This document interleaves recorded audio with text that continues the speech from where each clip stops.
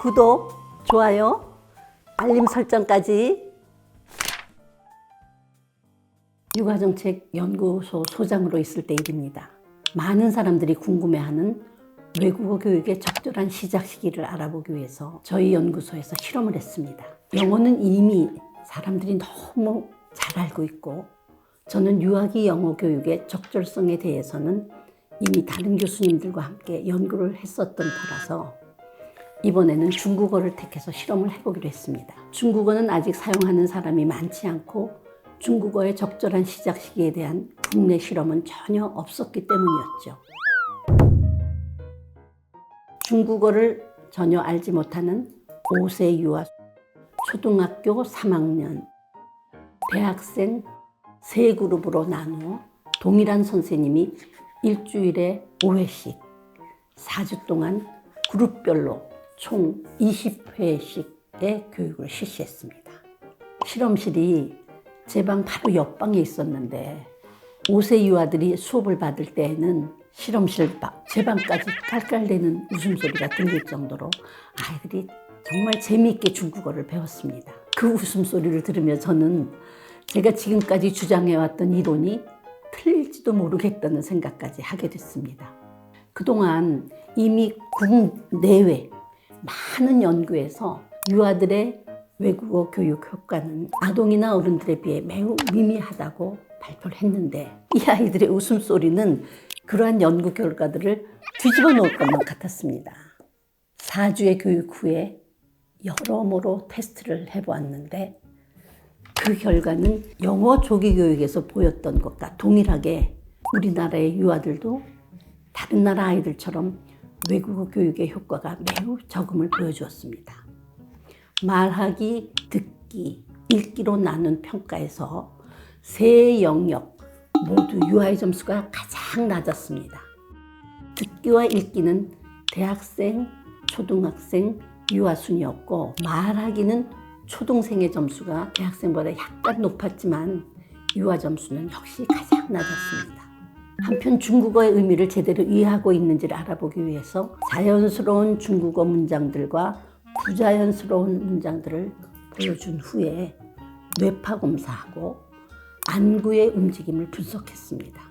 그 결과 대학생은 뇌파와 안구 움직임이 모두 원어민들과 유사한 패턴이었지만 유아와 초등학생은 매우 달랐습니다. 즉, 유아와 초등학생은 아직 중국어 의미를 제대로 이해하지 못함을 알 수 있었습니다. 이 실험에서 보여주듯이 유아기는 외국어 교육의 정년기가 아닙니다. 그럼 왜 그렇게 많은 사람들이 일찍부터 아이들에게 영어를 가르치려고 애를 쓰는 것일까요? 현재 대부분의 유치원과 어린이집에서 영어 교육을 실시하고 있습니다. 사실 원장님과 교사들은 대부분 영어 교육의 효과에 대해서는 회의적이고 별 기대를 하지 않습니다. 그러나 현실적으로는 학부모님들의 강렬한 요구를 거절할 수가 없고, 영어를 하지 않는다고 하면 실제 원화 모집에 타격을 입기 때문에 마지못해 영어를 가르친다고들 합니다. 사실 처음 유치원에서 영어 교육을 시작할 때는 유치원 교사들의 반발도 대단했습니다. 우선 영어 수업이 유치원 정규 교육 시간에 끼어들어가면서 유치원 일정이 뒤엉키게 됐죠. 그리고 영어 강사들은 단시간 수업을 하지만 정규 교사들에 비해서 높은 강사료를 받았기 때문에 교사들은 상대적으로 박탈감마저 느꼈죠. 그러나 이제 시간이 흐르면서 이제는 교사들이 그 시간에 쉴 수 있고 또 유치원으로서는 돈벌이도 되기 때문에 유치원이나 어린이집에서의 영어 교육은 오히려 더 성행하고 있습니다. 한편 어려서 영어를 가르쳐야 한다고 주장하는 대부분의 사람은 자기가 영어를 잘 못한다고 생각하는 사람들입니다. 영어를 잘 못하는 가장 큰 이유가 어려서 배우지 않았기 때문이라고 자기 합리화를 하거나 어려서 배우면 무조건 쉽게 배운다고 단순하게 생각하기 때문이죠. 그런데 어려서부터 배웠으면 그 사람이 영어를 아주 잘했을까요? 위의 실험에서 보았듯이 유아들의 교육 효과가 초등학생이나 대학생보다 훨씬 적습니다. 그런데 왜 많은 사람들은 어려서 배워야 더 잘 배운다고 생각을 할까요? 물론 어려서부터 배우면 더 오랜 시간 배웠을 테니까 그만큼 잘할 것 같죠. 그리고 어린아이들은 무엇이든지 쉽게 배우는 것 같으니 외국어도 어른이 되어 배우는 것보다 더 쉽게 배울 것 같은 생각이 드는 것이죠. 그것은 나의 어린 시절을 다 잊어버렸기 때문에 그렇게 생각하는 것입니다.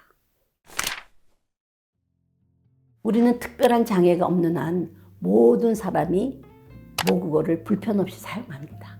그러나 불편 없이 사용하고 있는 모국어를 어려서 얼마나 어렵게 배웠는지는 기억하지 못하죠.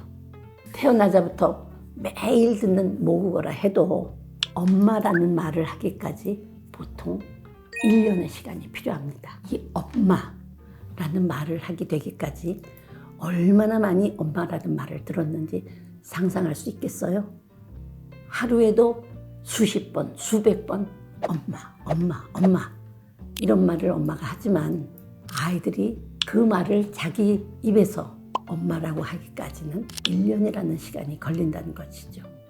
새로운 단어 하나를 듣고 그 뜻을 제대로 이해하고 정확하게 발음을 하려면 수도 없이 많은 시행착오를 거쳤었지요. 이러한 과정을 근데 다 잊어버리고 어려서는 언어를 쉽게 배운다고 착각을 하고 있는 것이랍니다. 셔럴드 스미스 박사는 모국어를 제대로 듣고 말할 수 있기 위해서는 거의 9,000시간이 필요하다고 하였습니다. 우리가 초등학교 3학년부터 고3까지 10년 동안 학교에서 배운 영어 교육 시간을 모두 합치면 한 730시간 정도라고 합니다. 그런데 10년간 영어를 배웠는데도 일상에서 영어를 제대로 하지 못한다고 영어 교육이 틀렸다거나 아니면 그보다 더 어려서 배웠어야 한다고 생각하죠. 캐롤 박사는 불어를 외국어로 배우는 8개국의 학생들을 대상으로 어떤 요인이 불어 성취도에 영향을 미치는지 연구를 했습니다.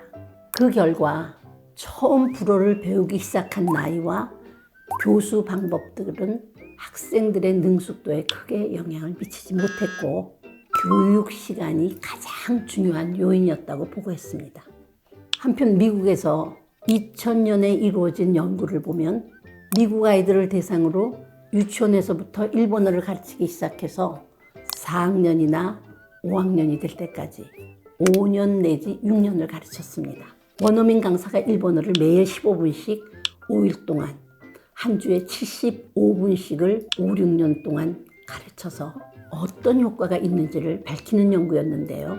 그 결과 모두 유치원 연령에서부터 시작했지만 말하기 평가 기준에서 초보 수준을 넘지 못했다는 결과를 보여주었습니다.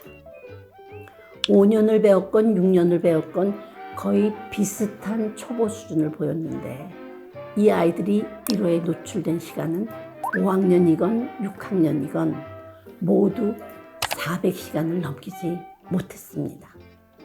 이러한 결과를 종합해보면 일어든 불어든 중국어든 학교 환경에서 외국어, foreign language로서 가르칠 때에는 어려서 시작한다는 것이 전혀 의미가 없고 모국어 습득에 필요한 만큼의 충분한 시간이 아니라면 교육 시간의 차이도 별 의미가 없다는 것입니다. 그럼 왜 이렇게 많은 연구 결과에도 불구하고 우리 주위의 사람들은 어린아이들이 어른보다 외국어를 더 빨리 배운다고 생각을 할까요? 그것은 바로 외국어, foreign language 학습하고 제2 언어, second language 습득과의 차이를 구별하지 못하기 때문이죠. 다음 시간을 기대해 주세요. 자세히 설명해 드릴게요.